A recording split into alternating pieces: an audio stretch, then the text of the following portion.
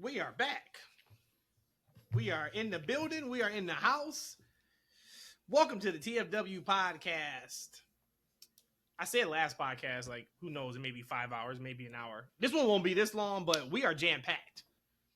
To the point where I was going to ask on the podcast about, like, hey, when should we talk AEW? Because their biggest show is next weekend. I don't even know if I'll be able to get to that talking point. I know E loves talking about some AEW. I know he's got something today that's about AEW, but not about AEW. But that is, hey, sorry, not sorry. WWE's on fire right now. We all enjoying the product. It is what it is.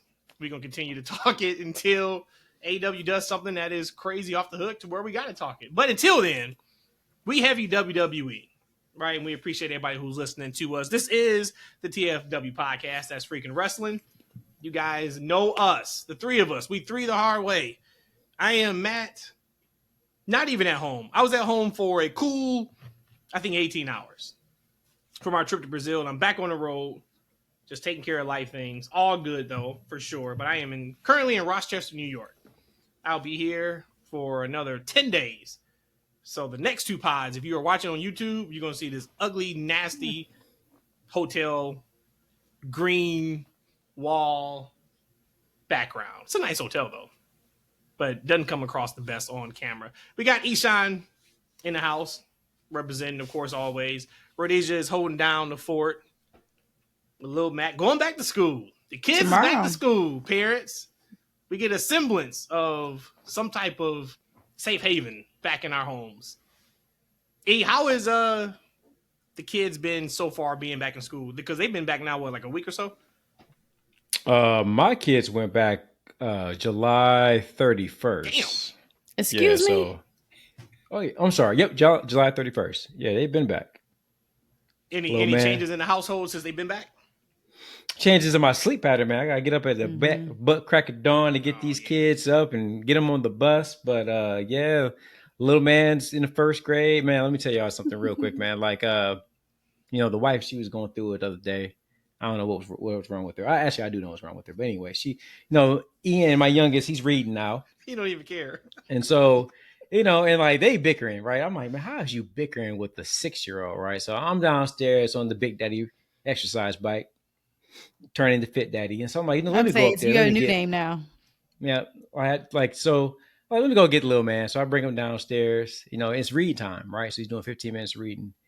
And this little kid is reading the whole book, man. It's Dr. Seuss stuff, but it's paragraphs. Nice. And I'm sitting there going at it on this bike. I'm like at a level 6. I'm talking about a week ago I was on a 4 and I'm at a 6. And I'm banging this boy out, and I'm sitting almost about to hold back some tears because my little man is reading whole books now. And I'm like, golly, man, these kids are growing up so fast. Anybody who has kids knows what I'm talking about, man, especially when they go like that young, man, they go from like 6 to like 20 in no time. So First grade, they're reading like full Dr. Seuss books. That's pretty good.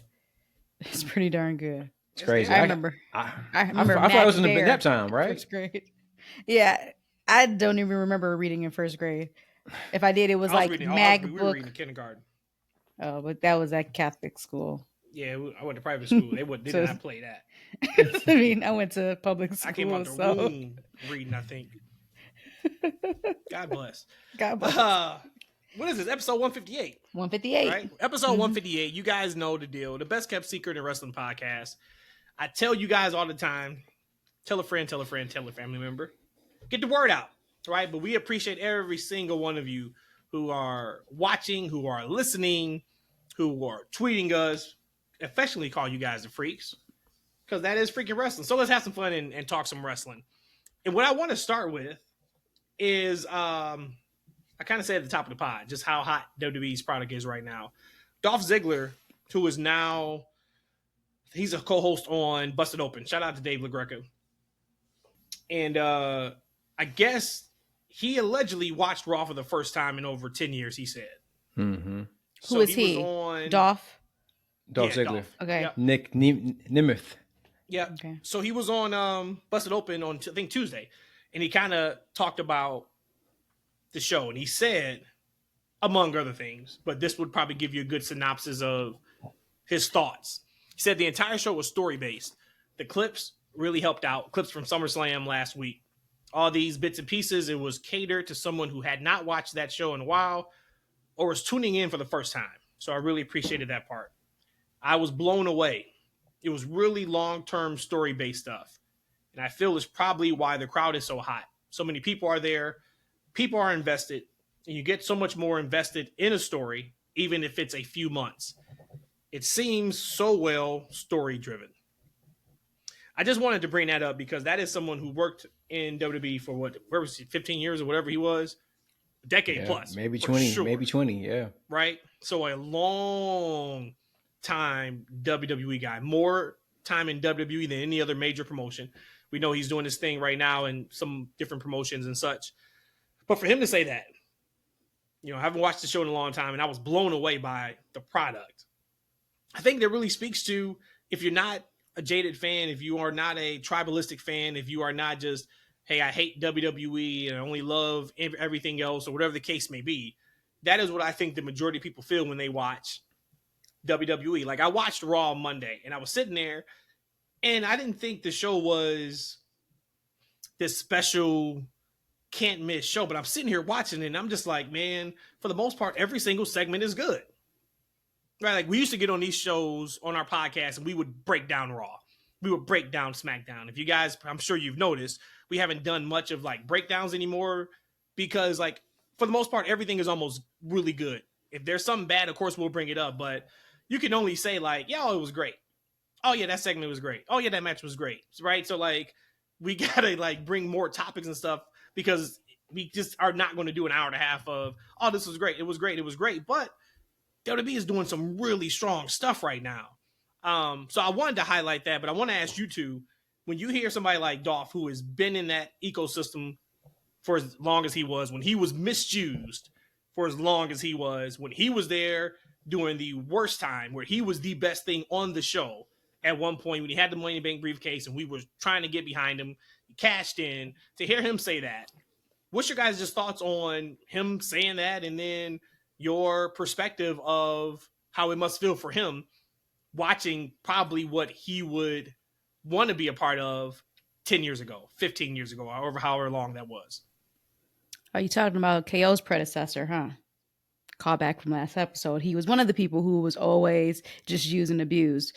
But to that comment, I had to go back and watch Raw because when we got in on Monday, I was pretty out of it, jet lag, tired. So I had to go back because I felt like I had watched something really good and something really special. So when I went back to watch Raw, my note literally says this: they do episodic TV so well. In the opening montage, we knew what was up ever since SummerSlam. So now to hear you say Nic Nemeth talking about he watched Raw for the first time, that is so true. I'm watching this episode of Raw and the first 10 minutes, I'm just blown away because you gave me everything. And the way you gave it to me, even if I'm like, okay, well, I'm only going to turn this on really quickly. No, you let her go. I don't know if she's talking about Raw now or she's talking about me. Because I should tell you about this. I don't even know what I should tell you about this one night, what happened. Matt was sleeping, right? Oh, shit, so okay. You already know what I did. Oh, God. Yeah, he was in a whole nother room, too. Well, I think he was sleeping, but go ahead. Okay. I lost it, but the point is, I just remember thinking like this opening montage was just so incredible. And then I'm going to jump just a little bit because I thought we was bring this up probably later in our Raw talk. But this isn't a perfect example of what I had said before about how deep Raw is as far as their talent pool and how they do it so well versus AEW. Because you have someone like a Seth Rollins who's not going to be there for a time period, whatever time period that is. And I would imagine that, like most people, would have thought that the feud probably was going to go Seth and Punk just because Drew won and that was kind of the end of it. But now that Seth is hurt and he's not there anymore, you now can just insert Drew back into this storyline perfectly. And what I mean by that is like you have I'm watching Raw and I'm seeing that every single segment has developed the storyline and progressed it more and more and more. And you are invested in all of these segments for the most part. Okay, maybe you might get one where you're like, okay, I'm not invested in this, but we've already been through 5 storylines. And I just watched that. And when the show was over, we'll talk about the main event later. And you're just like, This is perfect episodic television, down to the presentation, down to the montages, down to the interactions in the ring. Now and then you get into some of the wrestling work that was done in these matches. They're just hot. They are just like, they are clicking on all cylinders. So I'm happy to hear that Nic Nemeth, again, who has probably all the reasons to be a jaded WWE fan, can actually come into his platform and say, wow, what I saw was actually pretty amazing. Totally agree with you. Matt, I also saw that same interview.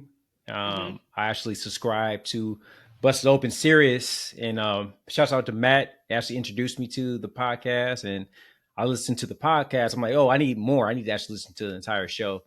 So I actually heard Nick talk about it, and it's very interesting listening as well. Right, just listening to him, like, hey, he was in the company for 20 years, but he's never actually seen a full show, like, right.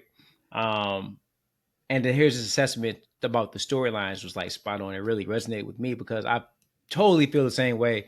The stories on this show are like amazing. And that's what keeps you watching. Because I remember I saw like a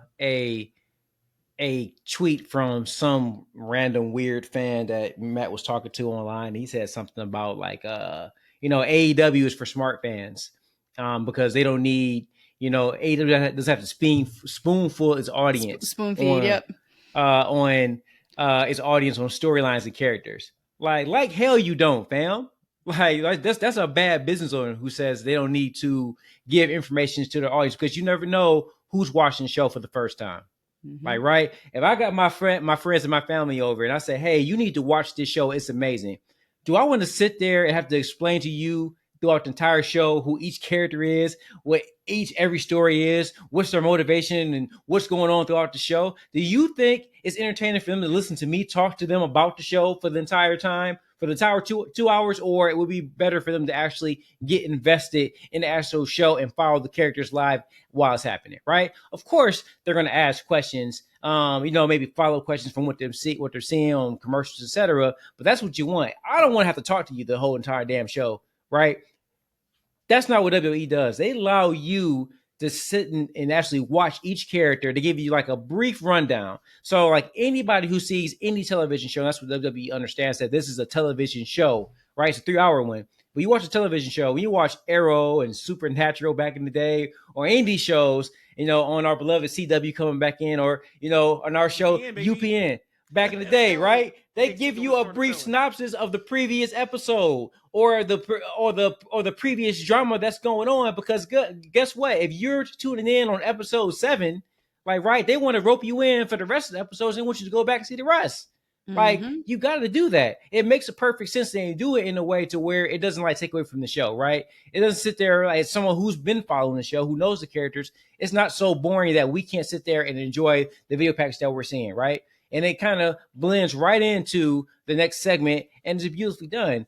And one of the things I really love, we talk about the actual show. Because back in the day, like Matt knows, no mistake, like I thought Raw, SmackDown was horrible, probably for about 5 or 6 years back to back before Triple H took over. And primarily, you had a couple of different storylines, and then everything else was just really long filler matches. Just really long, drawn-out matches, and it was almost rinse and repeat every single week. It was a tag team feud. 50, it was almost like and it seemed like it's the same show. I remember one time watching super lowbrow, right? Almost embarrassing to show someone like these programs. I remember one time I stopped watching Raw for probably about 2.5 months. I kid you not. I turned on the show, and I can swear to God, I didn't miss anything within that 2.5 laps I had. Nothing's changed. Nothing's changed. People are still wrestling the same people. It's the same people talking on the microphone in the same segments. It was the exact same thing. When you watch Raw right now, it's not that. Like you're getting, each character has storylines. Like, right, when you're watching that show, everybody has a story. Everybody has character development. And everything leads to the next episode. I love how the transition happens when you have some people, you have, Truth and The Miz talking about, Bron, and R-Truth gets the Brons mixed up. There's quite a few Brons on that damn show. So I feel like 3 of them almost. Yeah, I say anybody can make that mistake, right? So you can't really hold that against them, right? But I love how that Randy Orton gets injected into that segment, right? And then now we follow Randy Orton into his next segment. I love the transitions that you're doing. Like, you just can't keep your eyes off the screen. There's always something to happen around that. And that's the beauty of the show and the stories you're doing right now. You know what's funny? You brought that up, and it takes thought to do that, right? Like, that you just can't come up with that and do it like on a whim. You have to think about how you're going to set your show up. And I think back to Triple H said on the SummerSlam press conference where he said, Stephanie's right there next to me when I'm on the couch booking the shows. She sees how excited I am. She's excited. You can tell. And no, he's got a full team around him. This is not just him. This ain't him, and this ain't Vince and Pat Patterson by the pool like we heard back in the 80s, booking the entire, from one WrestleMania to the next. No, this isn't that. But they take care and thought in what they're doing. So take the Orton and Gunther segment, right? So you just brought up R-Truth talking about, man, like, I got you a title match, and then it's against the wrong Bron. He's like, no, man, like, what's happening? Orton comes in, and he's just like, man, wasn't he the one that killed Seth last week?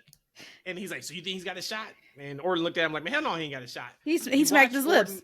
You watch Orton go to the ring. Him and Gunther have a fantastic segment. You want to talk about grown people wrestling. Yes, now they eventually got to get to, we saw the RKO out of nowhere, so now shit's on. We get that. But this is strictly, hey man, you're not good enough. I'm about to make a name off of you. Hey man, you're not good enough. I'm going to show you you're not good enough. I like that type of stuff. Mm-hmm. It's still a story built in there because you didn't beat me months ago when you got the win. I'm coming back to get my lick back, and I'm taking that title. And you ain't taking the title off me, and your wife sucks, right? Whatever you want to throw in there. And then you transition from that. Bingo. To interweaving Drew McIntyre and CM Punk. Yep. I was just about to bring that up. I was like, okay, this is next level. It is, because this is next level. You can't miss it. It's like usually it's a 3-hour show, and you're sitting up here like, okay, well, I know I could probably walk away from here, or I could walk away from here. And again, the main event, Matthew even brought out, like, you're watching something good when you can't take your eyes off the TV. So you're pausing what you're doing to look back. You introduced Randy Orton in that Truth Miz segment. You're like, oh, hell yeah, that's great. Like you just said, now you introduce Drew McIntyre at first. Just, again, Drew coming out. Oh my God, this is incredible. And then Punk comes out. It's like, there's so many layers to this. So even if this was when said that the WWE didn't change years ago, even if it was that way now, so say for instance, the actual storyline itself, you can still possibly be in the same spot in 6 weeks, 2 months, 3 months, but all of the layers that has happened and all the stories that they have told in between that time is just like unheard of. It's like you're not getting those same exact matches. I remember, what was it? The Usos and New Day, they pretty much wrestled every single week for 2 years straight. Granted, we saw some of the best tag team wrestling that you ever see, the synergy that you've ever seen, but it was every single week. Let me guess, we got a tag team match, and who was it? But this Raw show was something absolutely special, and it's 3 hours, and you can't miss it. Everything on there, layer on top of layer on top of a layer. I was just absolutely blown away. And that's why I said I knew Monday night that I was missing something, because it felt like it was something good, that I went back and watched the whole thing today. Shout out to that crowd. Crowd was incredible. And that's the thing, where you said Monday night was special. It wasn't. But it felt like it. But it felt like it was just, it was a great show, because we're now, that is like, that's the level set for the most part, right? That is typically when you tune in now to a Raw or to a SmackDown, that's the type of show you get. Where before, an average Raw show, it was like C-. On a good week, it was C+. Because it was 3 hours. We didn't get into it because we didn't have time on the last pod, and I'm not going to get into it now, but there's a conversation to be had about how Triple H is really treating go-home shows for major pay-per-views, and then the next episode from major pay-per-views. Think about what we had for the go-home show of WrestleMania in Chicago, where The Rock appeared without being advertised and had that incredible beatdown of Cody out in the rain. And then you think about what we had for the night after WrestleMania. It restored that feeling of night after WrestleMania. Think about what we just had last Monday. the night after SummerSlam, yeah. which was an incredible show. And you follow that up with Roman and the Bloodline storylines from Friday on SmackDown. So he's even bringing that back to where he needs to. I thought it was, once again, they're doing some incredible stuff. And for us, the type of fans that we are, this is not knocking anybody who is not a fan of it. This is perfect for what we like. E, you made a comment. You said it is a TV show. I got a kick last week out of, I was on Twitter, and I was, QT Marshall was tweeting about when somebody does a run-in, should you play music or should you not play music? I was talking to somebody, and they were talking about, they really like the times back in the 80s where there was no music, or the 90s, I think, at some points too. You know, you just kind of run out, and then you kind of get that little bit of a pop. Then it keeps going, it keeps elevating until everybody in the arena sees who it is, and they just loses their shit. You got that kind of pop, and you also got the pop of music hits, boom, everybody pops at the same time. So they're going back and forth, and this is on a Tuesday, or maybe on a Wednesday.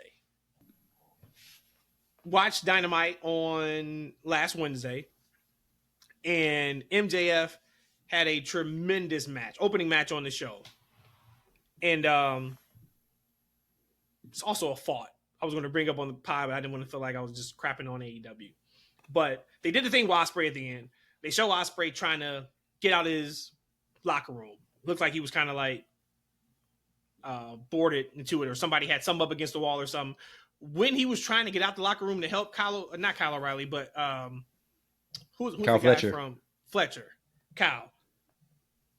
It didn't make sense when he was trying to get out the locker room at that particular point yet, but I digress. Whatever. That's not the point of this conversation. So they show him on the big screen, gets a reaction. By the time he comes out, no music. Next day on Twitter, they're like, hey, I see no music this time. And what QT was trying to explain to them was, well, he was shown on the Tron before to let you know he was coming. Same thing as music. If you hear music, you know somebody's coming. We show you on the Tron, he's trying to come out the locker room. He gets out the locker room, meaning you know he's coming. You don't need the music.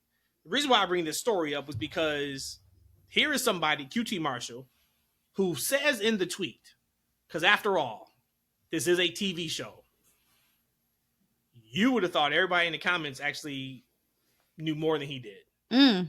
Well, of course they would say that. But blah, blah, blah, blah, blah. But blah. It's like, can you guys even pay attention? You have somebody who has been in the business for a very long time explaining to you why things were done a certain way in this particular point. And you're still arguing with him that you're right. But no, you're not right in this instance. Now, if you want to argue about some other things that's happening with that show, you can argue it. But at the end of the day, and that's why I do feel like they just need help in regards to somebody to be able to put some pieces together of what a TV show should be, a wrestling TV show, and help in that. If you still want to do the same matches, fine, do the same matches. You still want to tell the same stories with the same people, fine, tell the same stories with the same people. But they do need help with putting the little pieces together.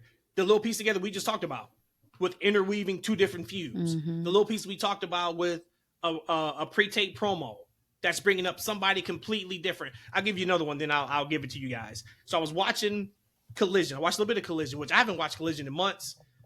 And Collision is doing some really good things. I even text E, like, man, when last time you watched Collision? And the content's the content, right? The content's the content. Some of those matches I'm absolutely not tuning in on a Saturday night to watch. Sorry, I'm just not. But the way it's shot, yeah, I know they're doing their summer series in Texas, so they have the camera that is directly in front of the entryway. Really nice. The way they're shooting it is different. I'm getting storytelling via promo packages after matches in a different way than what Dynamite does. But it was easy for me to follow. That's the pro. The con, though, is I turn on and I see Deonna Purrazzo and Thunder Rosa busting their ass, having a hellacious, tremendous strap match, whatever match it was. Both of them bleeding. Thought the match was great. This is what I talk about when I talk about learning how to do TV, though. Why that wasn't the main event, I'm not sure. It was the second match on the card, I believe. I think the next match, Roosh is fighting 10. 10 blades 2 minutes into the match. Match is like 4 minutes long. Dude, nobody cares about you bleeding on a random Saturday night. It added nothing especially to your after match. we just saw beautiful blood in the match before. And it took away from the women's match, in my opinion. You I see can't that. do blood just to do blood. And I know the thing that a lot of the veterans love about AEW is you get to come here and tell your story, tell your dance how you want to. Don't take that away. I'm good with that. But there's got to be a parameter in saying, hey, guys, we got a big hardcore match. That's the only match that's getting blood this week. Sorry if you got a problem with it. We got to tell proper stories. Hey, guys, we got a big feud that we got. We're doing a pull-apart brawl. That's the only pull-apart brawl we can do this week. Sorry, guys. Hey, guys, we're really trying to put heat on said heel, so he's going to do a run-in and destroy the babyface at the end of the match. That's the main one that we have to do, because WWE has done some of that also, where they've done a lot of, at the end of the match, run in. I don't like that either, right? So they're not perfect in what they do, but that's how you just got to tell stories. That is how you build things to make me want to tune in and watch every single week. Once again, All Out is going to be in Chicago in a few weeks. I still plan on going. I always say that. This is not ever we hope AEW goes out of business. Let Tony Khan tell it. He's about to announce one of the biggest announcements in history. I'm going to assume that is. Oh, you know, this is my stuff right here. Right? I'm going to assume that's a TV deal. I'll get the goosies right now. Wait. I'm super happy for it. Hell, they just announced, or there's word, they're looking to do an Australia stadium show next year and awesome. A Texas stadium show. Tremendous. Excellent. And they're going to do really good numbers in those shows. I'm talking about the week-to-week television to get me invested in said people. E sent us a text a couple days ago with Mercedes, and I think E, you said like the bloom is off. E's already over Mercedes and AEW. And I don't think E is just this AEW hater. That's a problem. I will say who is one of the GOATs, in my opinion, of female wrestling, who has brought women wrestling to the prominence that it is right now in the United States. For E to say, or to feel that way, I don't want to put words in your mouth, E, but for me to get a text message 6 months in to her run and say the bloom is off, that's a problem. I got to see her tonight on Dynamite. She looks really good, and what I saw from her was really, really good. So when you were saying they have pieces there, I think it just needed some time for Mercedes to bloom, but it's starting to look really good with her. Her look actually looked a little bit different. I really like what I got out of Mercedes today on Dynamite. Hey, not to play devil's advocate on the Roosh and Don Callis story. They did mention on Dynamite. I mean, I'm not sure what led to this. I might have missed it previously. But Don Callis came with the Roosh was like, "Yo, you need to do something on Collision. Like, you know what I'm saying? Do you want this? Because I'm kind of had it up to here with you."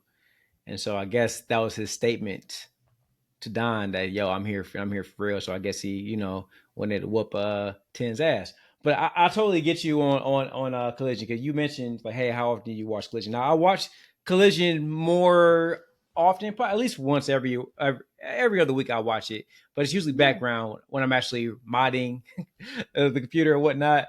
I'll tune in, and something catches my eye, I'll stop and look at the show. But the show is not must see at all, right? Like the show has really fallen off since CM Punk left, and one of the reasons why Collision is so interesting because he kind of did like a soft brand split. CM Punk was only going to be on that show, so you had to watch the show to see Punk, like, right? And he had a couple of his guys. Big fan of House of Black. Now is no reason to really watch a Collision on a Saturday night from 9 to 10. Like, right? And we talked about this, or I mentioned it early, and I'm happy to hear that I'm no longer the AEW hater, because like when I was making these comments, 4 months ago, that's what I was, right? But I'm like, man, look. 4 months. Maybe like 8 months, maybe. Man, it might have been even a month ago, to be honest with you. And so, but I'm like, look, like their audience is a younger audience. Like, you mean tell me these dudes people ain't got nothing better to do on Saturday night but to stay home and watch wrestling for 2 hours on Saturday after they've been watching wrestling all week? That's going to be a tough ask for them to do every week. Now the Punk's gone. There's no soft brand split. And when you think about it, they don't really tie in on Dynamite to give you a strong reason to watch Collision. Like, right? There's no really strong storylines like we're seeing on Raw that we're going to get on SmackDown. They're going to give you the reason to see Collision on a Saturday night. I think Hell, they'd be even better off. NXT. Even NXT, you watching stuff And on Raw and you seeing NXT, you're like, oh, okay, I might want to try this out. They're not. yep, They're not doing it. You don't have a reason to watch Collision and Rampage from they're not giving you watching a reason. Dynamite. Especially, you know what, Rhodesia, because I'm sure you remember this. You know what Rampage reminds me of? It reminds me of Saturday Night Heat back in the day. Like, right? Sunday Night Heat. Saturday Night Heat. You remember Sunday Night Heat? You know what I'm saying? Like the first couple of weeks, you know what I'm saying? I like Sunday Night Heat though. Actually, I really like Sunday Night Heat. But no, the first couple of weeks it was hot, right? But then it kind of just fell off to where it just wasn't on the rotation anymore, right? Unless you just home on Sunday to watch the show. That's what Collision is now. And so you think about the amount of talent that AEW has that they're not utilizing properly. Like a Scorpio Sky, I thought this man was injured. I thought the man back was broke. Me you know too. what I'm saying? Spinal. Ankles, spinal, right? I thought something was wrong with this man. No, he's sitting at the crib. They ain't got nothing for him. They got nothing for him. You know, Sammy Guevara, right? They like, you know, I know he was suspended. I don't know who's, you know, but he kissed the wrong way or whatnot. But he was at home. They finally brought him back. I was waiting for you to finish that sentence, though. They brought this man back and put him on ROH. He back on the paywall, right? Like, you know what I'm saying? So like, there's reasons to where they can do something with Collision. And so I gotta ask you guys a question. So our guy Brandon asked us a question, and I don't really remember what prompted him to ask about Vince Russo of all people. I don't maybe he wasn't familiar with him. Yeah, he said he wasn't. He said he went down a rabbit hole and saw a video on Instagram or something with WCW. He said so he just cracked up. I was like, well, I can't tell you the story of Vince Russo. He asked like, so what's up with like, was he really like the detriment of like the fella? I was like, man, you gotta do your own research. We ain't got that kind of time. We ain't got that kind of time. Yeah, we all at work, man. We can't give you that kind of history, man. Something you can sum up in a minute. But we talked about the creative problems that AEW has, right, and some of the pacing issues they have, and even some of the show flow that they have, right. At AEW, here's the thing, and I don't like using the word, but it applies, man. The AEW marks, right? Mm-hmm. Some of the AEW marks that don't understand that AEW is putting on a TV show, right, for 2 hours on Wednesday night. They got another TV show on Friday night, and they got another 2 hour TV show on Collision. These are TV shows, so you need to structure it as a TV show to keep people watching. So that way, you're not seeing, you're not having almost 900,000 people in the first 10 minutes watching the show, and by the time the main event happens, you don't lost more than half your damn audience. Like, right? You got to structure the show. So Vince Russo, of all people, maybe a young Vince Russo. Do you think of Vince Russo, maybe of any era, could help AEW with pacing their show and making it more of a television show to help drive that audience? I will speak just from the little bit of research I've done on Vince Russo, and I don't want to steal anybody's thunder here. So what I did was I just looked at Vince's best bookings and Vince's worst bookings, and I'm not going to go over which the best and worst is, but what my takeaway was it from how many in the cage matches did you see for his worst bookings? Something in the cage. No, something in the cage. So for these they weren't. No, these are mainly like gimmicks though. So for instance, they had the Brawl for All. So this one is which I enjoyed. But it killed careers. But that's what I was about to say. The thing came in that everybody was injured and you couldn't even book a show anymore because everybody's hurt. So, but what my takeaway was when I looked at the best matches, because the question is, would you want Vince Russo to go help AEW? I guess anybody with prior wrestling knowledge, hey, go help AEW if you can. But all of the best ones were your larger than life characters that I personally felt was going to get over anyways, because they were destined or already manifested to be greatness. So like they're his biggest ones. Your people like your Undertaker, your Rock, Mankind, like those are names that are just larger than life anyways. So could anybody who've had knowledge be able to pull those gimmicks off and those storylines off? Probably. So I don't know how to answer that question because, again, I wasn't around during Vince Russo days. And if I asked y'all, like you said, you just got to be there to kind of know. I just only remember Russo when he came to WWE for a hot second. His thing was he was kind of a hothead, kind of all over the place, and he probably could be a troublemaker. That was my only knowing of Russo when he first came to WWE. And it was like for a year or two? Yeah. In this last go around. So I don't know nothing of him outside of the research I did of his best bookings, worst bookings, and the best bookings were your big names. which probably anybody who had a wrestling mind could do. And that's probably disrespectful to his name, but Yeah, that's just what I found out. He did some fantastic stuff in the Attitude Era. He did some awesome things, but he had the filter of Vince McMahon. I think in order, and I don't like Russo right now, but could he help? Yeah, but why don't we like Russo right now? Should we be canceling him? Dude, no, do your research. I still got to do research. Dang it. Maybe you want to cancel him. You do your research about Russo now. Brandon, do your research about Hey, Russo Brandon, we need to go have a date. Then we'll go over y'all what we do a found podcast out. together. It's just all Vince Russo. And maybe you can have him come on. He ain't doing nothing else. And he'll hit you with bro about 5,000 times. Bro. So I think anybody could help who knows what they're doing. But in order for this whole thing to go to another level, to where where us who were used to be diehard AEW fans to come back to being diehard AEW fans, is Tony Khan needs a head writer. Tony Khan gives the thoughts and the booking ideas, and said person is the one that goes out there and makes it a TV show around it. That is what would then turn us to being like, okay, I'm back on it every Wednesday. All right, I'm back on it every Saturday. Even if you were to put a genius mind and just give Tony Khan the ideas, at the end of the day, Tony Khan is still the one that's going to implement that what we see on TV. It needs to be the other way around. He has to be the one that says, all right, this is what I want to do. Write it up. So your answer would be yes. And that ain't Vince Russo right now. No. Okay, yes, your answer is no. Okay, got it. Correct. That's not Russo. Bro, you said bro? Bro. So who's the other, this is somebody else that y'all talk about all the time, maybe your Uncle Meltzer. I can't get his name out. Oh, yeah, that's E's guy, Uncle Dave, yeah. And what does he say? What does he say? What's his crutch word? He hems and haws. He is absolutely... Okay, so the ums and the bros, they should have a show together. And bro off. Russo will hit you with 20 bro. I swear to you, he will hit you with more bros than... I don't know. But it's over everything. He's a very entertaining listen though. He's a very entertaining podcaster. Russo? Yeah, he's very Russo. He's very entertaining. He's anti wrestling right now, and that's kind of his thing. He, if you let him tell it like what he's seeing WWE related, AEW related, it's like some of the worst writing he's ever seen in his life, right?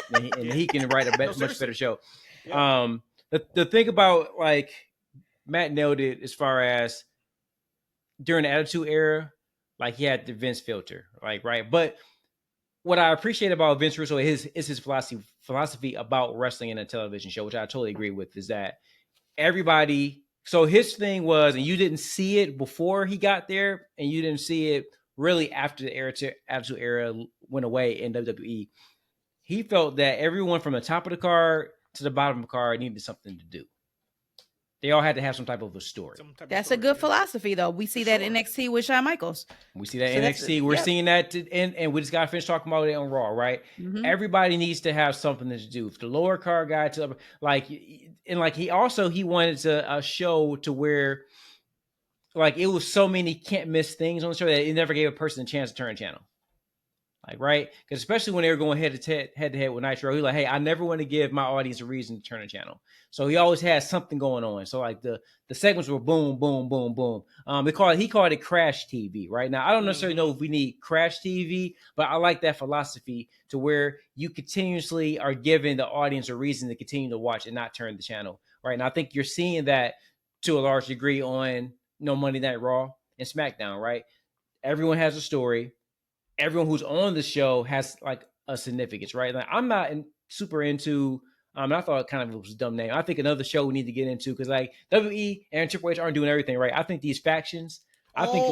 These a lot of these factions. Hey, they not work. I like what's Fusion Collection. Oh, what a terrible name! Throw that. Who came up with Ain't nobody that? calling them that. Ain't nobody calling them that. Even they couldn't even get it right. On the commentary, they couldn't get it right. He's like, give me time. He's like, give me time. I'll get it right. He said it on the commentary. I don't know if we're gonna give me a week. I get it. I don't know what we're gonna do. Like, who came up with that? I know the girls couldn't have came up with that, right? I can't believe Shayna. Like, that's just man. That was reminiscent to me of like when they used to give the wrestler their option, like the 100 options of names, and you had to pick through like which one is the least worst of the worst names, and that was like pure Fusion Collection. That shit came out of a generator. They pressed Like- the button, and that shit was just like, Oh. ChatGPT. Hey, Rhodesia was telling me about Chat GPT. I guess that was a Chat B. Collective. Man, like, come on now. Like, you know what I'm that saying? shit was But Three generator. words. Generator 2000. but even that group, right? They're giving them a segment, you know, or two to kind of come up, you know, to get over the act, to talk about the team, to put some dread on. You know, back in the day, Vince just throw them girls out there. Like this cold, right? You saw a bunch of cold matches, a bunch of cold segments. Like you're not getting that anymore, right? And that was kind of the foundation of like Vince Russo. Like everyone has something to do. Everything should mean something, and never give your audience a reason to turn the channel. Like now, his implementation of that was horrible. Like, right? Because like, here's the thing: I watch more Vince Russo than any of you guys, specifically because I watch TNA, right? Because he went from Raw, right? He went to WCW, and if you watch the Who Killed WCW, I'm not saying he did it, but his booking, it wasn't great. Like, right? He had a group. Booker T was in it. And so Booker T, he played this character early in his career. It was called G.I. Bro. Right? So Booker T was G.I. Bro. So that's G.I. Bro. Yeah. His name was G.I. Bro. Right? So it was like kind of a military group. So everyone has like kind of a pun name. And so one of the guys' name was Geno Erection. Like, right? And like that's like, so like this is like the way he kind of did. These are the ideas he would come up with, man. It was like crazy, out of control, like ideas, and he will kind of implement some of these things in TNA, and most of it fell flat. But if you can get somebody with Vince Russo's mind, and you cut out all that fat, which might be like a half a person, right? But if you can just get somebody with that mindset, okay, I got a 2-hour show from 8 p.m. to 10 p.m. Every minute that TV matters. Every character that appears should matters. Everybody should have a story. Then that show would approve. Like, I know we love wrestling, like, right? And that's their thing, right? Is, hey, we're the best wrestler. I don't know if that's entirely true, to be honest with you. They have a lot of great wrestlers on there, but other programs are actually they have great wrestling as well, but they have stories and you're invested in the outcomes of the matches. When you watch AEW show, you can't tell me that you're 100% invested in each and every match and who wins those matches. That's why a lot of them don't mean anything. So if they can get somebody like Vince Russo and that can just make that show a TV show and make people mean something and not have these cold ass matches. Now, I appreciate what they did with Carl Fletcher. I think Carl Fletcher is going to be a future star for that company if they can do something with him. And they tried to put a little sauce on them for a couple of weeks, right? Yeah, leading up into that match with MVP. Yeah. Right? You might see MVP on the show soon. He could be going there. I mean, that's the word. Maybe him and her business showing up in AEW. That's a possibility. But yeah, that's so hopefully we didn't belabor that point too much. But I think everybody kind of got what we were trying to say there. And we always say we just want the best for the entire business. But even like NXT, like I watched NXT Tuesday night, and there's a couple people on there I don't particularly care for, and not because they're bad. I just don't care about them, right? Like I'm in the hotel, so I can't fast forward, so I had to sit there and watch, and I still wasn't invested. But the things that I was truly invested in, the people, I was really invested in, and it was because of the time they've taken to tell the stories. Just like this story that I'm invested in, and I am hoping Xavier Woods does the right thing. My GOAT, Karrion Kross, has been telling this man for weeks now, months, about Kofi. And I'll be damned if I didn't want to smack the hell out of Kofi Monday night. He was the most irritating. Oh my gosh. Like, person. imagine a drunk. But you're not drunk for whatever reason, right? You the designated driver, yep. You sober and you can't drink, and that person's already drunk. You just want to smack the shit out of them. Like, shut up. That was Kofi. Yep. That was Kofi. I hope Xavier Woods beats the shit out of Kofi Kingston. I don't know how this is going to end, but I don't think Xavier Woods really. I don't think he got a problem with Odyssey, but I think he's like, look, man, you cool, but you not this. You not New Day. And Kofi just really trying to push Odyssey Jones. It's like Xavier Woods is like the IWC, right? Like, kind of don't rock with Odyssey Jones. like that. But then you got Kofi, who is like probably Triple H and like everybody backstage. Like they see the size, they see the charisma, and they like, no, we just got to push him. So I think this is like some real life stuff happening right now. But Kofi Kingston, I can't wait for him to get his ass kicked. I was like, he is doing his part perfectly. I can't stand this man right now when I was watching Raw. But guess what? How far we've come. We are talking about the New Day in an exciting way. All A because of couple Karrion months. Kross. Yep. Shout I'm out not to going Karrion to say Kross. that. I I'm telling love y'all Karrion about my Kross. goat. But what I'm just saying is they being the New Day, needed a shakeup. They needed something different. We couldn't get the same thing that we were getting 2 months ago. But this is exciting. This is fun. I think Kofi is going to turn on Xavier. I think Xavier is going to be like the good guy who loses out. And then he's not going to be able to go to the final testament because they already said, nope, we gave you a chance. But whatever happens, I'm here for. I'm excited. Who's to say, who would have thought a thunk? I would have said, I can't wait to see what happens next with the New Day. 2 months ago, I'm like, get off my television. Yeah. But again, this is going back to furthering storylines and developing people, getting people invested. And that's the reason why we watch these weekly shows, not yearly, not movies. This is a weekly show that we keep coming back to watch. Poor New Day. They just can't catch a break. But I do agree. I actually am very interested in the segment where they're going. Kofi is doing way too much. Hell yeah. Right? Is, He doing way too much, right? So it's kind of by design that something's gonna be popping off with these guys. Of course. I like what they're doing with it. I don't know where exactly they're gonna go, if they're gonna break up. But you know, Kofi he doing a whole lot. And Xavier seemed like he is kind of like, all right, okay, cool, all right. Who's this big brother? All right, I don't know you. We ain't cool like that, okay. You like he missing the dap. He ain't really trying to dap, but he putting it out there, like you know what I'm saying. So I like where they're going with this one. But I gotta tell y'all something, man. And this is all due respect. Parlor, can they just send him back home? Who? Like Paul Ellering. Oh, you've been saying this. You've been beating this drum for a while. I mean, but that because man got the coldest dial in his beard. He's a manager that doesn't manage. He's a promo that doesn't promo. Like he don't. Is that he just comes? He doesn't do anything. Yeah, but at least, but visually, she looks great though, right? She's a beautiful girl. Now she's a good like accessory. That's what she is right now to Karrion Kross. She's a good accessory, right? Because she's always hanging off of them. You got AOP. They two big dudes, and then they got handled by Odyssey. Jeez. And that was a feat. That was a feat in itself, right? They showed us that spot to show like, all right, these are two big horses, and then here's Odyssey Jones can lift both these dudes at the same time. Like that shows that's helping him get over. Mm-hmm. But Paul just. I really wanted Paul back. So I got a question for both of y'all. Is there a world where this story ends with Xavier Woods and Kofi Kingston still together, still as baby faces, where you would care about the New Day more than you do right now? Now, these are my Kool-Aid glasses of the WWE right now. Yes, there is a world because I am willing to sacrifice my emotions on the New Day as a face group. Because we've seen layers. And again, I think of like wrestling in WWE right now, it's an onion. There's so many layers that you could keep just pulling off. I don't want them to be, but together the same as faces.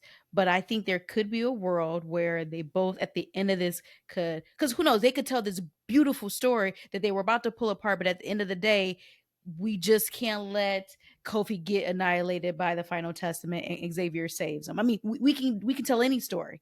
And I trust them with telling that story. So, yes, there's a world for that, but I just don't think I want that. But I'm here for it. I want it. Oh, you're going to stay together. I know you was going to say that. We need to listen. We live in a world. We need the powers of positivity. You know what? Let me tell you what I would really love. This is me fantasy booking. I have no idea this is going to happen. With this story, I love to see something pop off to where, okay, Kofi and Xavier, they brothers. Like, right? They go at it. Right? They have a couple matches together. And then all of a sudden, it's a new day. Yes, it is. Music plays. Out come my man Big E.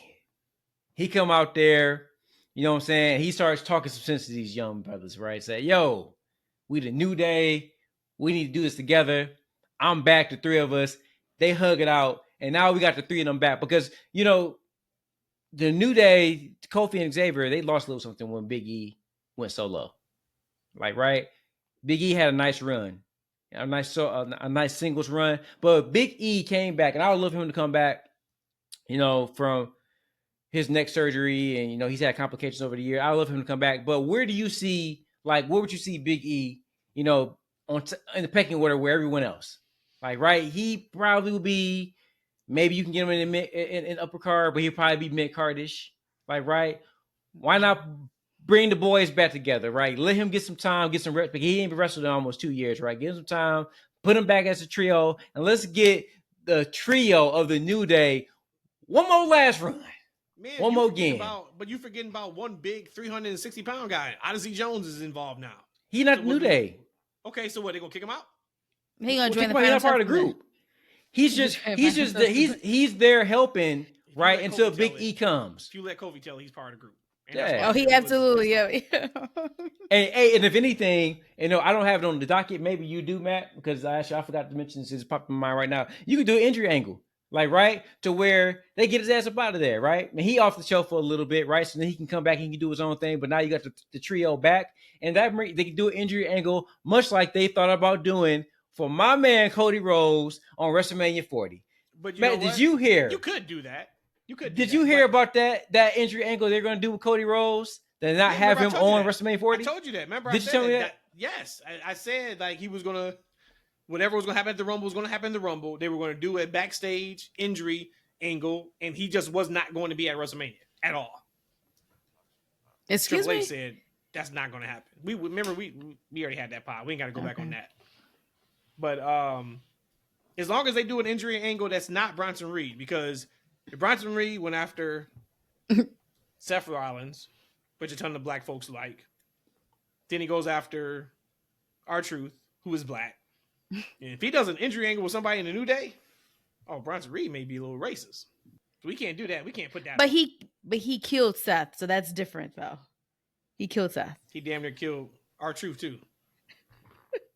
Hey, I got a little problem with the Austin crowd though, man. So actually Austin potentially was going to be my home before we moved to Georgia. They were good until they weren't, right? One more time. Really nice people, man. I love Austin. One more time, y'all. They were good until they weren't. One more time, y'all. No. When they was hitting Rhea with the what? No, they was hitting Rhea with the what, and I didn't like that. That's what it was. Austin was that crowd. They were little kids. You little kid, like when you allow them, you give them an inch. Mm-hmm. They take a mile. That was the Austin crowd. They were there 90% of the night.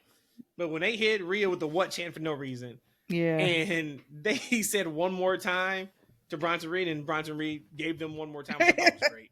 Yeah. That's all it was. They're just a little excited. And just show you how much I geek out over this whole wrestling thing. I think my favorite part of Raw was Rhea Ripley's entrance. She owned that moment. I was so proud of her, just watching her. Like, she owned that entrance from the time she came out to the time that music stopped. One, I think that was her best entrance she's ever done. But if you just watch the confidence in her owning it and just hitting it and singing the song at particular times, I was like, man, this girl is in a zone right now that is fantastic to see. And I just think back to when she was a tag champion, I think with Nikki Cross. I think they had them tagging. And just the really bad promo segments backstage that she was trying to memorize. And she wasn't sure about herself. Just to see her blossom into what she is now, it's a lot like suffering succotash with Roman to what he is now with the Tribal Chief. It's tremendous to see. But that's me geeking out. Other thing I wanted to bring up really quick was American Made. And I said a couple months ago on the pod that the Creed brothers were just thrown out on Raw because they could have bangers of matches. Still trying to figure out the gimmick. Still trying to figure out the characters. But, hey, you can go work. Here's 15 minutes. Go out there and work. And them boys can go in the ring. And not to say, like, American Alpha can't go. Tozawa is a good worker. Otis is entertaining as all get out. But they put on a hell of a match on Monday. And I thought that was fantastic. And I don't have anything off the main event except for Sami is a madman for taking some of those bumps from Bron. And they are doing Bron right. They are doing Bron right. Yeah, that throw I don't even know what you want to call it though, over to where Samantha He sits at. launched him. He, yeah. Did you see that tweet from today? No, I haven't. So Sami put a tweet out, and I quote tweeted it, and he said, so he put that spot up. Okay. And he said, so much of what I love about the art of wrestling is encapsulated in this short clip. Unique characters and the dynamics between them, the legitimate threat of serious injury, and the skill it takes to narrowly avoid it. Excuse me. A collective emotional response from thousands of people sharing a moment in time, expressed uniquely by each individual experiencing it. It's a beautiful thing. Then he put in quotations, I realize this is a strange way to talk about almost getting killed. I just quote tweeted and say, I talk a lot about either you get it or you don't when it comes to pro wrestling, and just how incredible the art form is when it's done right and at the highest level. This tweet from Sami explains all of that perfectly. So you think about somebody in that moment. If you guys don't remember that moment from the match, I'm sure you all do, but Bron, basically, they're outside the ring. He launches him over into the timekeeper's area, and Sami takes a incredible bump onto the chair that's sitting there. And it's the way he sells it. It's the way he hits the chair. It's how he falls off the chair. He got long darted right into it. So for him to look at it like that, right? And what I thought was also tremendous to me was it's 48 hours after that spot happened. And I always talk about, you hear a lot about wrestlers and back in the day, how they all were drug addicts because you're on this high from a match. And then you're also in pain, but you're on this high from a match. So you got to do something to kind of wind down. That's where liquor came in. That's where the drugs came in at. And now because I got to get to sleep because I got to hit the next town in 3 hours. And I'm wired because I just had the best match of my life, or I just cut the best promo of my life. And I'm amped for it. I'm so glad we're past that time. But you think about something like Sami. Sami has done it all in wrestling. And for him to quote tweet that today. It's all on his mind. You know what I'm saying? Like, right. Just that one spot. But think about then when they came up with that spot. And once again, this spot is all to make Bron Breakker. And maybe they came up with that spot Monday afternoon. He's just like, man, I got something for you. That's going to get the reaction that we want for you. And he tells him do the spot. And I don't think that's the spot you practice at all. That's a one for right there. Mm-hmm. And if it goes great, hey, it goes great. If it doesn't, we just won't ever do that again. But those are some of the things I think we kind of forget about at times when we watch wrestling is these are real life people, man. And they got to put them buys online. But when it works for them, holy hell, is that a high that we probably could never even imagine unless we do something in our spaces at the highest level. So just kudos and shout out to Sami and Bron. But when I saw that tweet, I thought that was tremendous. For people who don't know, Matt and I say hyperbole is hyperbole. So I'm about to be full of hyperbole right now. And I am absolutely grading on the curve. But that match between Sami Zayn and Bron Breakker is one of my favorite matches of the year. And it's because it was so dangerous. It kind of reminded me of the women's Money in the Bank match. Like the moves that was done, they are dangerous and violent. Yet the match wasn't like disgraceful. It was just beautiful. Every pinfall, and even the couple close pinfalls, it was almost like Sami when he would do a clothesline, he's taking Bron Breakker's neck off. So we talk about Sami selling and being the consummate professional, which he is, and veteran. Bron, I'm great on the curve because this is Bron's first time main roster as a champ, his first defense. He has a lot of pressure on his back. And he showed out for that match to me. And some of the moves that he did to make Sami look fantastic, it was so explosive. Everything was hit hard. It reminded me also of like a Gunther match. Like it's just everything is hard. This match, at the end of this match, we're gonna earn respect from each other, no matter who wins or who loses. And to me, that was actually one of my matches of the year. Again, because of what was at stake. Bron Breakker first big highlighted match on the main roster, and this is what he delivered.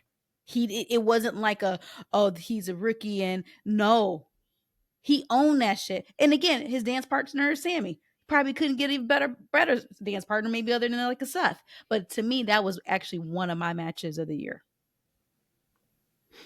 Rich and put you on the spot. Bron Breakker and Sami, or Bryan Danielson and Will Ospreay. Which one's better? That's a tough one, just because again, I'm grading Braun on a curve because those other matches, it's going to be Daniel Bryan and Will Ospreay. Just talk about work alone, but just what was at stake. That was a huge spot for Braun, and he came through and he executed perfectly for me. So to me, in totality and what was at stake, absolutely Braun and Sami. But if we're talking about just work rate, of course, Will Ospreay is a freaking man. But that shows how much story means to you, because that shouldn't even be a comparison. It shouldn't, but that's what I'm saying to you. I feel the emotions of Braun again, and I know what's at stake. Again, this is just like if you put Jade out there to say, "Hey, Jade, this is your first. You won a title. Somehow this is your first match, main event, and you got to put on, and they make you proud." Is that like some? What are you trying to say there? No, I'm just doing this at a comparison to the rookie. I know, the 2024 rookie. You said, Jay, you're champion somehow. Well, no, because for me, I feel like Braun somehow kind of won. Sounds like to me. No, not at all. Not at all. Not in the slightest. Damn. Not in the slightest at all. I'm just saying that this is the rookie class of 2024, and you were finally in a spot, and it's almost like I get proud on some of the matches Jade had because I don't really expect you to. I don't expect what I get from Bianca out of Jade. I can't. But then, like I said, for Braun to see what he produced for us last night or on Raw, it's incredible. And again, shout out to Sami too, because Sami was in there and did it for him as well, taking those moves. But just overall, those 3 falls, usually I feel like sometimes gimmick matches I don't like, just because we know that you're just doing this to finally get to the 3rd pin. No, from beginning to end, I absolutely love that match.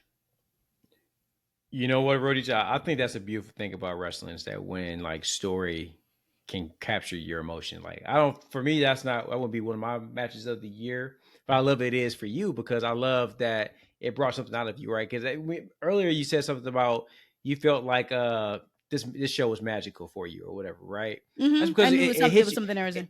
Because it hit you with the emotional core. That's what wrestling's supposed to be, like, right? Like it's supposed to hit you with the wrestling, like in the core of you, and that's why, like, and listen, you're out of the 3 of us. I think you said to us one time, like, hey, you don't necessarily need a story to enjoy like a wrestling match.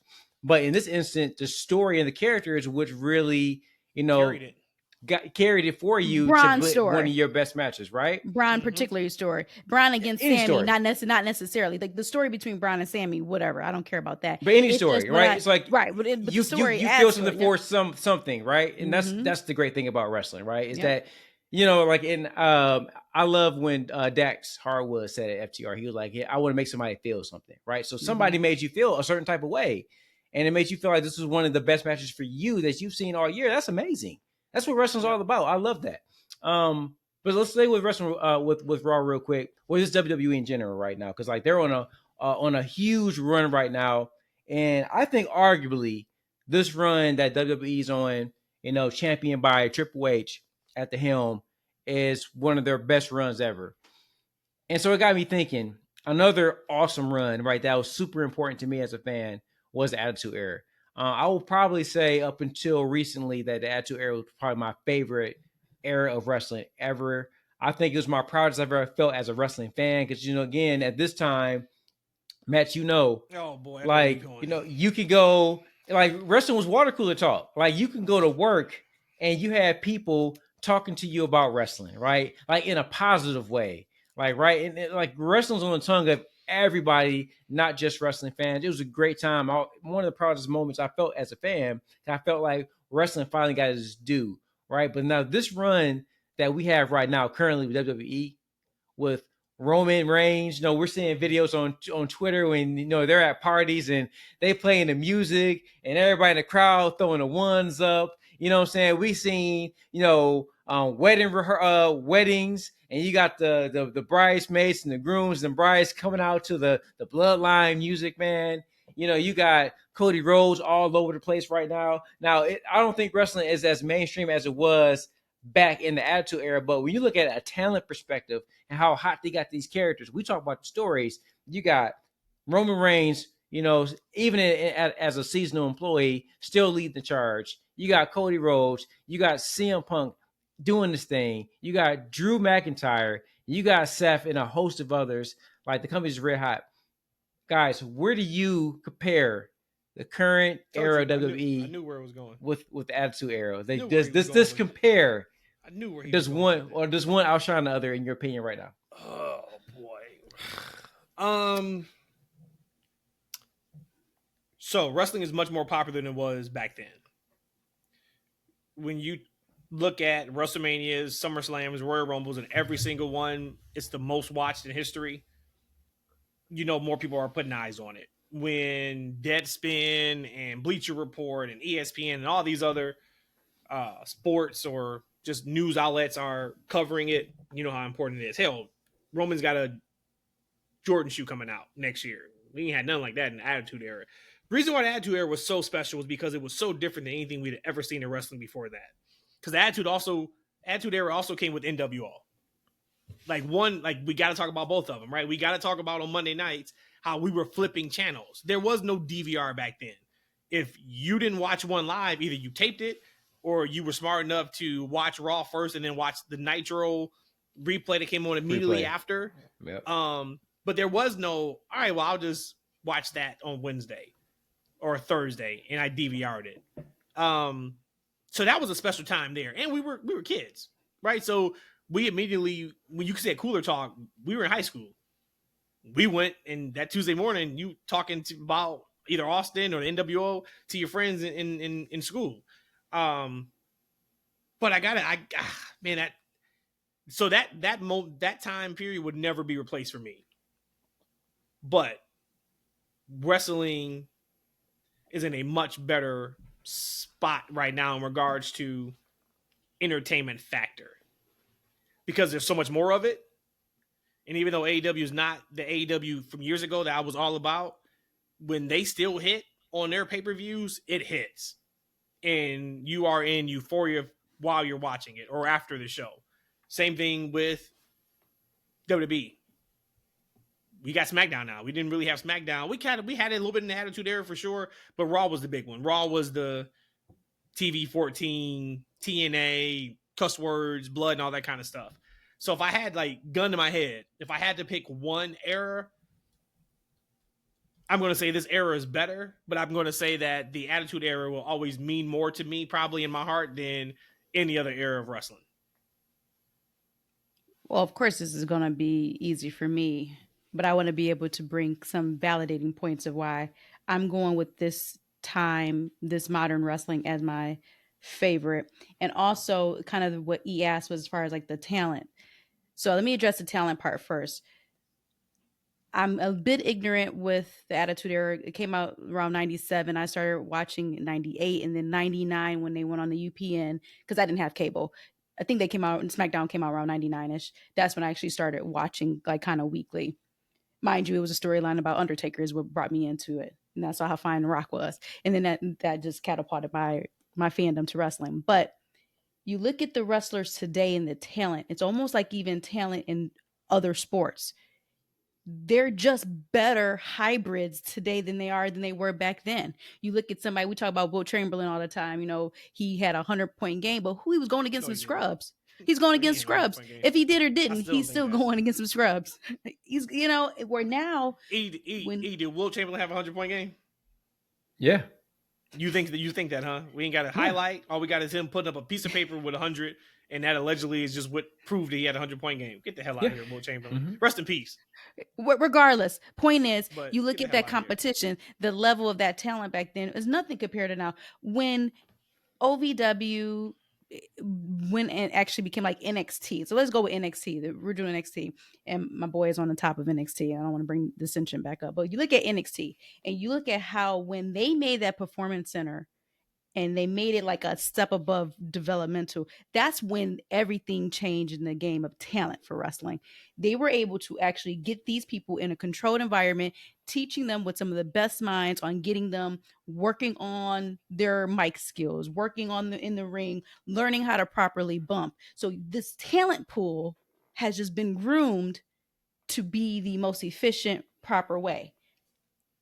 That also comes with people saying that they didn't earn their stripes because they haven't been on the road and had to go through what those other wrestlers did. But by comparison in talent, as in totality, I think the talent today are overall just much better, more durable. the talent back then, you had your heavy hitters, and it probably had a major drop off. Because again, they didn't, the wellness, the health aspects, it just wasn't there as it is today. So talent wise, let me not be so long here. I think for sure right now. And then as far as the actual product that I'm watching, it is again right now. This is hell. We have a podcast, and a lot of it came from what we've been watching a lot in wrestling, not necessarily from what WWE did, because this is kind of the time where E was like, I'm over WWE, but we have something to talk about now. I would have never thought that I would have a podcast. Granted, podcast didn't exist back then, back in high school when I was watching wrestling. And you only had like 2 to 3, to me, storylines that I cared about. Undertaker, The Rock. That's all I cared about. Where now, there's probably 2 people I don't care about and the rest that I do. So for me, very, very long-winded. I think all the way around, this is the best era of wrestling. You had to have that first, talking about the Attitude Era to get here. But right now, it is it. It is the most popular. Everybody wants it. You got Metro Boomin doing commercials with Cody Rhodes. Like, I mean, just come on. Just think about everything that we're getting right now. Right now is the time. It's a tough one for me. But definitely it's in the conversation. Like I said, you think about the Attitude Era was the era for wrestling fans for a really long time. And we have a short run right now in the past couple of years, how hot WWE is right now. But I gotta be honest, I don't see this run with WWE, going away anytime soon. There's too many stories. I mean, we got The Rock coming back, and The Rock is so engaged. The Rock is as engaging right now as the final boss as I would say the peak of his career for me. Mama Rose. In that era. Like, look at you now. Look at you now.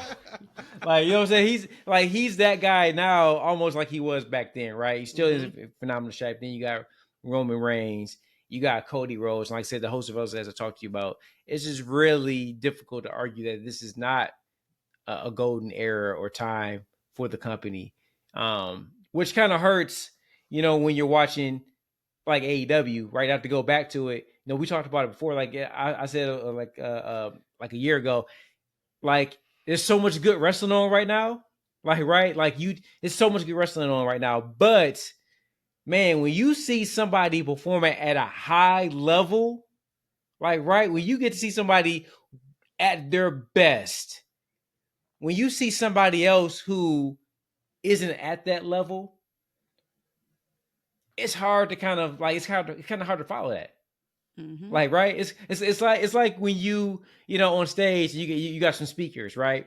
And then all of a sudden, like the best speaker in the country is up there doing this thing, right? And then you got somebody who's good at their job. They got to follow that, right? And they got to follow it every single week. They got to follow the best speaker, right, in the country doing that thing. And then you're good at your job. Like you can, like in a small element, you know what I'm saying? You the guy, like, but you gotta follow that top dog.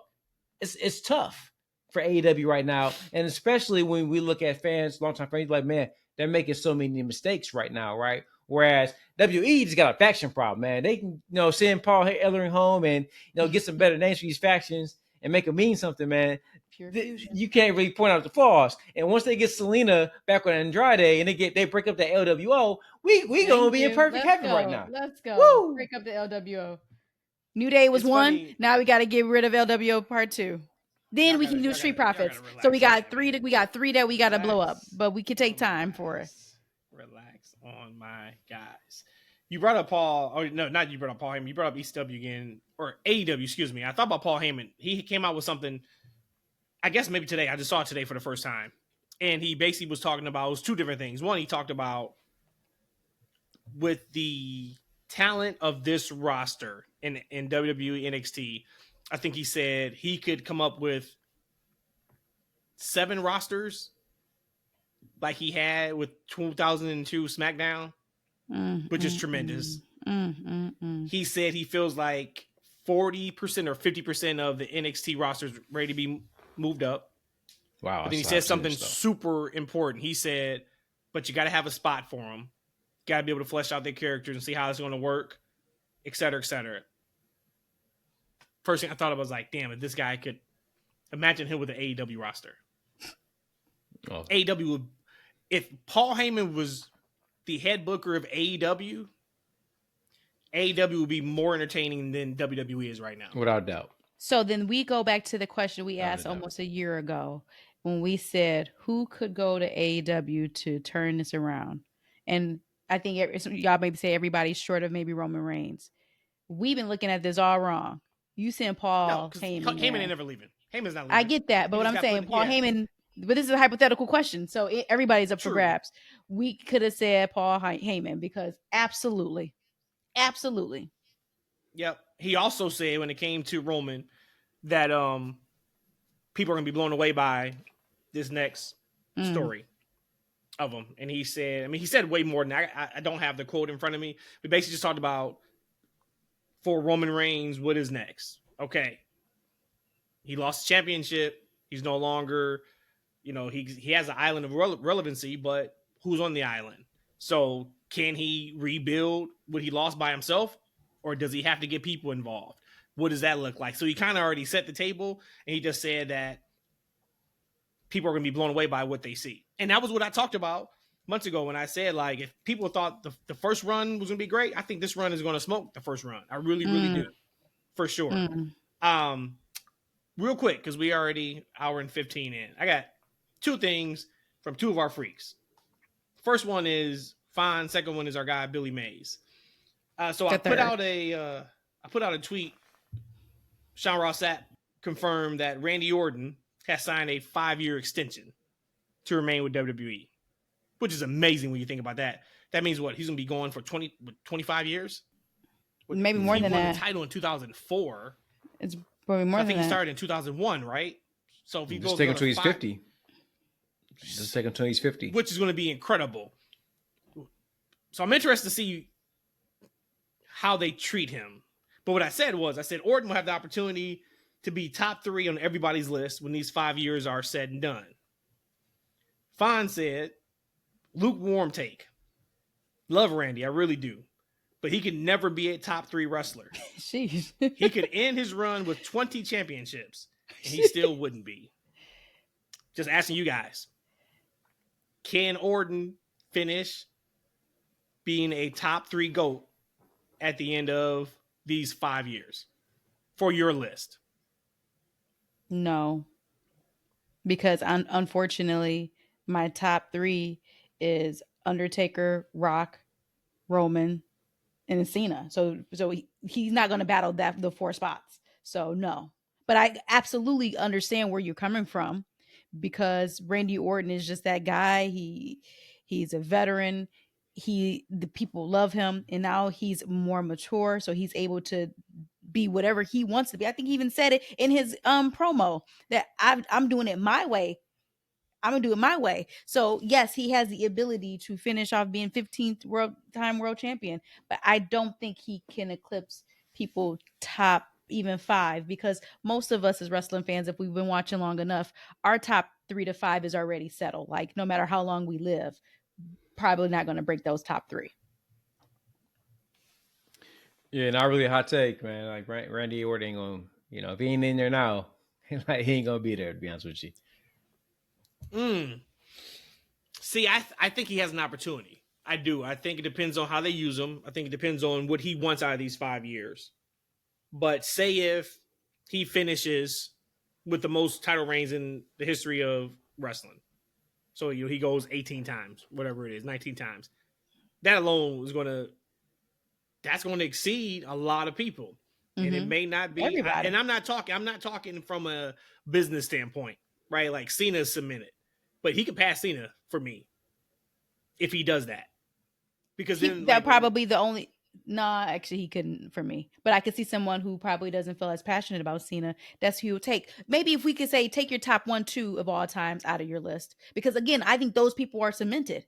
Those people are people that we knew when we were children, and we grew up with them. They have a permanent place in our heart. You're probably never going to break that. But if you go maybe like top 5 to 7, I could see that. He's not there for me now. So this is no knock on anybody who feels this way. It's just not. But wrestling is entertainment to me. So when we talk about accolades and championships and how many times someone has it, that just means that somebody chose them to pencil them in 15 times to be a champion. They didn't really win anything. Like, right, this ain't like sports. So when we're talking about like Michael Jordan, does he have more rings than LeBron? Like, that's the actual fact. Mm-hmm. Like, right, Jordan has more rings. He won more times. He was just giving the ball. Like, someone penciled him in 15 different times, right? For me, when I talk about like wrestling fans, as a wrestling fan, who's better? I'm talking about who had more impact for me as a fan. Like, right. So when I think about Stone Cold and what he meant to my childhood, The Rock, what he meant to my childhood and what he means now, right? When I think about Shawn Michaels, like, to me, the greatest in-ring competitor of all times, like, he's not cracking those three for me. You know, I'm talking about like Roman Reigns, like, as far as the impact and charisma and what he means to the business and how much his title reigns meant in comparisons to Randy. I can't really tell you a title reign he's had that significantly even measures what Roman did over the past 4 years. I can't tell you like any instance that he can do over the next 5 years. You think about, he's getting older, right? So like, he's going to be a big deal, but his best is going to be behind him. I'm not saying he can't be a valuable to contribute on that roster. He is, and probably forever will be, especially looks like the way he looks. He looks like he's getting bigger and taller every damn year. Now, usually the older you get, you shrink. But he's damn sure like, right? bigger. He's damn sure but he just looks so damn, like, you know, when Miz and R-Truth were standing next to him in that segment, like, and they all both looking up at the man, like, that dude is a big dude, right? I don't remember him being, I know he's always been tall, but he's been that high, but he looks huge right now. But I know that people were huge back in the day when he first started out. But going back, digressing, like, you think about the impact to the business that, you know, that his predecessors have, like, up until this point, it's just no way from an impact perspective for me as a fan that he could do anything in the next 5 years that's going to come close to what the others have done. I don't think he's going to do anything. He's going to do the next 5 years to come close to what Roman did over the past couple of years. It's just no way. Well, does he gonna have a great, you know, career? Is he going to be in there and probably in the conversations with a lot of people? Sure. But in the top three, if you really break it down, really think about like what these people on your list, right? These are fan lists, right? Because it's all subjective, right? Mm-hmm, but if we all have our own subjective fan list of why someone's like 1, 2, or 3, I don't think there's many fans that are going to be able to say, hey, you know what? For me as a fan, Randy Orton top 3. Maybe a lot will, right? Like Randy. If he ain't your top 3 now, he ain't gonna be in the next 5 years, to be honest. See, and I would disagree with that part. I would think if, you know, 5 years from now, 2029, is my math right? Yeah, 2029, and they do a poll on WWE.com and just ask, or on their Twitter or whatever is out by 2029. Probably some type of damn brain chip where all you gotta do is blink and answer questions. But when they ask that question, is Randy Orton the top 3 superstar of all time? I think you get more yeses than no's. I do.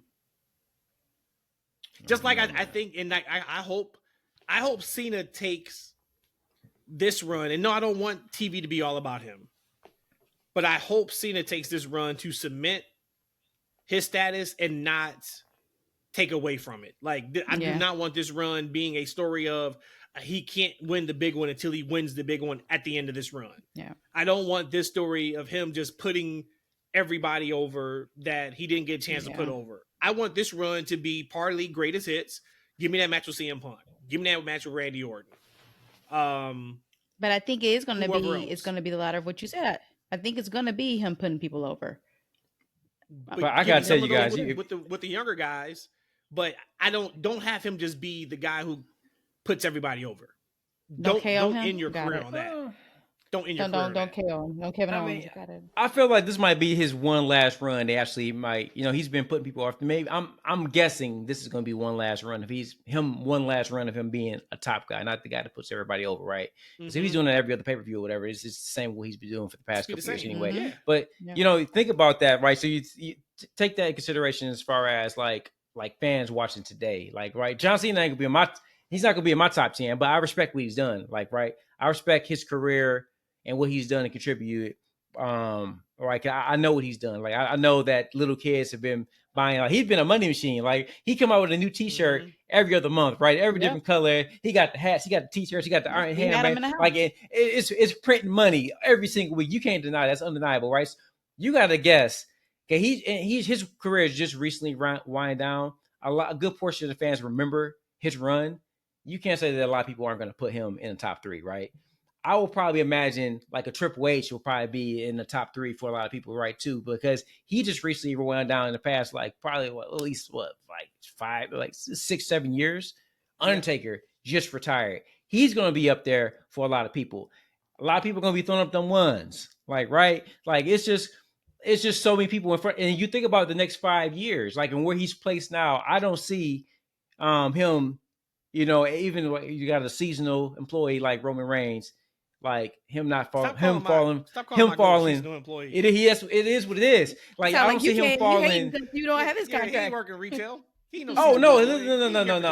I'm all about getting paid more and working less. So I'm not. I'm just saying what it is. Look, I'm an objective fan. I say what it is. I don't. He ain't paying me no money, right? So I'm gonna say what it is. He's a seasonal employee, but he's not gonna fall from like the top 3 from anybody, right? Anytime soon, right? He's just not. But you look at how Randy Orton is gonna be positioned. You got Roman Reigns gonna come in and he's gonna do his thing, right? He's gonna take over the show. Whenever he's gonna leave for 6 months, come back and take over the show. Like, right? We know that. Cody Rhodes is gonna be doing his thing. He's their top full-timer right now. He's gonna be doing his thing, right? You got Gunther, right? Matt, you predicted in 2 years that Gunther is gonna be more important than Cody Rhodes. I thought that was a little hard. I'm like, but this is just showing Matt does not believe in Cody Rhodes, which is okay. But he's gonna be up there, right? So he's pushed as the champion. He can be a great long-term champion. He can do his thing. You got Bron Breakker, who's on the rise. You predicted he's going to be more important than Cody Rhodes. So you got those 2 guys. Punk's not going anywhere. But you said that shit. It was wild as hell when you said it. It probably sounds even wilder now, right? That's okay. That's what we do in the show. Big takes. Big tanks. Monday Night Raw. You see what they said at the end of the Raw, didn't you? He put the belt up, which I thought was kind of interesting because he's still a heel. They're basically just like, this is the era of Bron Breakker. Yeah. They put him out there. Yeah, but I didn't know if I felt like that was a little too heavy-handed yet. Like you got to sell it. IC champ. I get it. They selling it. Big title, big things, right? You know what I'm saying? Like, but you see where I'm going? Like they got all these guys that they're pushing up. Like so, and Randy going to be right there, right? He's going to be like that gatekeeper for a lot of these guys, right? He's going to end up losing more. He's winning against these guys that are top. Drew McIntyre still doing this thing, right? He ain't going down. No, they got so many guys that packed at that top. I just don't see a Randy Orton at 48, 49, like overtaking these guys at those levels and overtaking the guys who have done it in the past. It's going to be a tough ask. And it's all creative. Everybody you named is in good creative. They're not just because they're worker in the ring. It's because the reason why we feel that way is because they've been in great stories that are making them popular. Last thing, and then I'm going to move to Billy Mays' question around Cena. Who was the top guy before Cena? Did we not have one until like it was Austin and then Cena? Yeah, I would say Rock, somebody? But it was Austin, Rock, Cena. So Austin, Rock, and then Cena. Is there anybody I'm missing? No. So let's if you go back, right? You had Cena came on right at the end, right after like Rock, kind of went into, I don't know if we want to call it retirement, but he wasn't on the shows anymore, right? He left. Yep. He left. Stone Cold also, he was forced into retirement, right? Maybe Triple H. Would that be? I mean, he wasn't never like Triple H. He's never left, and he was always there. But I never felt like he was the face of the company, right? Even though he was pushed ahead of a lot of people all the time, like right after he came, right at a sweet time for them, right after those 2 guys, got phased out for whatever reason. It was him, it was Brock Lesnar, it was Randy Orton. Those guys Batista. All of a sudden start coming up, and Batista. Okay, like those guys. So then it's going to be revisionist history. Cena's going to be looked at like we kind of look at Brett in the 90s. Cena's going to be looked at as the worst top guy for a generation. Think about it. Well, yeah, for sure. I mean, that is true. Era, Stone Cold Steve Austin. The Cena era. TV was really, really bad. Triple H comes in with Roman Reigns. Oh, it's incredible. Cody Rhodes. Oh, it's incredible. Whoever is next. Oh, it's incredible. Unfortunately for him, when people are doing documentaries and writing books 10, 20 years from now about WWE wrestling, it's going to look like Cena was the top guy in the worst period of wrestling. Yes, since I agree. Henry Godwin and Sparkplug Bob Holly back in the 90s and all that. That sucks for him. But whatever, right? But let me ask you, because you can't go too far in the past. Like I would say still that's Shawn Michaels and Bret Hart. Like, right, they were champions and main event guys at the downtime event. I like for me personally, I thought like the past 5 or 6 years of Vince was just horrendous, right? But a good portion of John Cena's run, it wasn't my favorite. So you ask me, I'm going to agree. It wasn't for me. Like, right. But again, I'm objectively thinking about the time and with the impact on the majority of fans. Like, I wouldn't say that. I think that's kind of a tough thing to say. Do you want to go like the level? You want to go from 2000? For me, I think the show got really bad. I want to say 2015 until Vince left. I think it's got worse. It just got worse and worse every year. We had to go back and look on that just to kind of see. But I think it's a toss-up. I think it may be a toss-up, once again, revisionist history, because WWE is just so hot now. They were so hot in the Attitude Era. It may be revisionist history. You brought up Vince. I know you said your part about Vince a couple weeks ago. But Billy Mays sent me a DM, and he said, when Vince McMahon dies, how do you think WWE will address it? And I said, man, we got to hit that on tonight's show. I said, that's a great question. What do you think? He said, man, a lot of replies have shown the spectrum of possibilities, but I'm thinking if it's anytime soon, it would be just a low-key mention at the top of the show and continue not mentioning them. If it's in 5 years and he's not convicted of anything, I could see more of an image rehab attempt and proper tribute, even though it would generate controversy. Rhodesia, this is an incredible, but an incredibly hard question to answer, because I don't know how you can gloss over Vince's death when it happens if you're WWE. I don't know how that's possible. I mean, that's a great question. What do you think? Then the short of it, I think Billy Mays III said it perfectly. If it happens soon, and what I had saw was Linda mentioning that he's deteriorating rather quickly. Linda don't know what's going on with Vince. They don't even live together. You said they're not even together. They ain't talked in years. But if I'm going off of that means that his imminent death is soon. So at this point, we haven't even went to court, like the trial or anything like that. So it's still like an open case.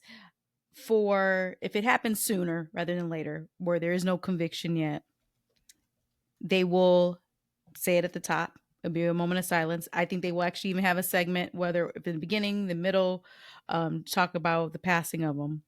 And then if it happened where he is enough time, we know time heals all wounds. If this is further out, they absolutely will pay way more homage to him. He's a dirty person. He's a dirty person. And I feel like if he dies now, and this is about to sound so judgmental, and I'm trying to do this new spiritual thing in my life, but he has done so much badness that if he dies now, it's almost like you haven't even served your penance yet. Like it would make me mad. Like you haven't gotten what you were supposed to deserve yet because you're dead. So that's going to irritate me. But wow, I think that's a little rough. I know it is. Yeah, you know it is. But that's like there's he's not killing anybody. He is not on trial for numerous deaths, or like I think that's a lot to say. But but that's I don't think it's a lot to say. Don't know for 100% in fact he did what he is alleged to do, because there has been no trial or anything. So I think that's a lot to be like, oh, if he passes away now, he hasn't like gotten what's coming to him. That's kind of crazy. Well, you can feel that way. I don't feel that way. I feel that where there's smoke, there's fire. I'm not saying that everything that they've accused him of that he's done, but he has violated people. And if he passes before he had to pay any penalties outside of the money that he's taking from WWE to pay off people, he hasn't served his punishment. That's just how I feel. But at the end of the day, just like Terrible Terry, you can't deny the fact that that motherfucker gotta go. But what I'm saying, so he's called somebody a nigger, and he gotta go, right? But I'm wrong for saying he doubled down on it. Yeah, but okay, and whatever. Point is, his apology was, "Hey guys, just don't get caught." Anyways, and then when he got saved, he got saved. You said you had. You said you had. Let me do my quick hits. I got 4 quick hits. You have some quick hits. I'm over it now. So I try to rank them as good to worst, so then we can end on the worst and keep it going, and say bye to everybody. But we got new NXT Tag Team Champions. Chase U won NXT. That match Obafemi, was fantastic too. it was so good. It was so good. Yeah. Obafemi, people have been saying it. He's a specimen. He's just different. You know, I'm not gonna call him like he's him because we say that all the time, but he is different. He's a specimen. I think that with him, they're just doing him right. I mean, not that he's not the future. I think he's gonna be great. They're putting him in every spot to be successful. Mm-hmm. Because if it was another company, you would see not really some red flags per se. Maybe some whole gaps in his game. Yeah, for sure. For sure. Yep. Yeah. But again, what I talked about NXT being that change the game. When you are able to put these people in this controlled environment and teach it to them the right way, they are going to polish your strengths and try to hide your weaknesses and work on that. Terror Twins. I know we brushed over that quickly. I like it. I think I've always said that I felt Rhea and Damian had really good chemistry with each other, but the name itself, and I can see them being a dominant force. To your point of how she came into the ring, she carried herself like she's that mofo. Don't F with her. I mean, lastly, we talk about rebranding. I haven't seen one of these in like forever, maybe in Vince time. The rebranding of Giovanni Vinci. So he gets killed off, and now he's coming back as this cool, like from the Alps guy. He looked kind of sexy. Again, you know, I love the bald head, but Giovanni Vinci, which I think on this one, he's going to be on SmackDown. New gimmick. There for it. I mean, it's the same NXT gimmick he had a year ago before they brought him back. So, yeah, you know, it's what's his name down in Miami? The singer. Who? Pitbull vibes. Yeah, that's all it is. Yeah, I mean, Pitbull I was like, vibes, I was but there for Las Vegas. That's all. I was there for it. I was like, okay. I was like, who's this guy? Is that Giovanni Vinci? And I'm like, sure is. Well, I'll hey be. Matt, on the next show we're gonna have to talk about AEW just for a brief second because I want to talk about something good. I want to talk about Mina. Like, you know, she's incredible. You got to watch it. Just she to is see a Mina. wonderfully. I mean, she's beautiful, but Yes. I'm entertained by her. I guess she's going to be in AEW for a while now. But yeah, we need to talk about AEW because All In is next weekend. Yep. Like, and the card is shaping up to be pretty good. Mm-hmm. So I am excited for that. Rhodesia, you brought up NXT. Tickets went on sale today for Chicago and St. Louis. From what I can see, ticket sales went pretty good. For the pre-sale, they go on sale technically, officially today, if you're listening to this on Thursday. So if you are around the Chicago or St. Louis area, I would highly suggest going to this show. I think they're going to pack it as much as they can because they want to make a big deal out of these CW debuts. And then E just sent me and Brandon this incredible article around Samantha Irving breaking the internet again with photos of her butt. And that is actually the... Y'all sending that stuff while we're potting? That is actually... Oh, we sent a lot during the pod. Get your mind off these girls and get back on this pod. It's wrestling related. We got to make sure we talk about everything. That was actual name that's news related. of the article. WWE ring announcer Samantha Irvin breaks the internet again with photos of her butt. That's a shoot. I couldn't believe the title. I'm like, he just...